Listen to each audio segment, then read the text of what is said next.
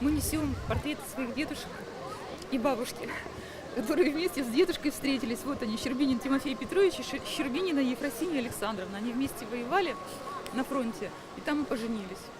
И портрет моего дедушки Василия Ивановича. Он был полковой разведчик. Он воевал в 1939 году, он начал воевать за Холхенгол. Потом в составе Прибалтийского полка он воевал, освобождал Прибалтику, южные районы Польши, дошел до Берлина. Ему оставалось 60-70 километров дойти до города. И его полк 2 мая перебросили в Прагу. В общем, утро 9 мая он встретил в Праге.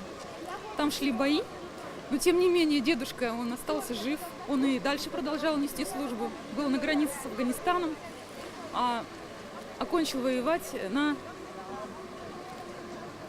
Южном Сахалине. Да. Вот так.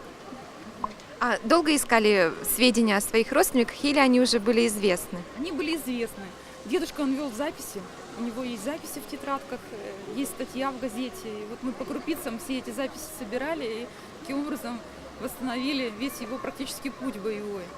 И дедушка мужа точно так же, да. Все было известно, у него есть военный билет, у него есть медали сохранились, у него есть книжки. В общем...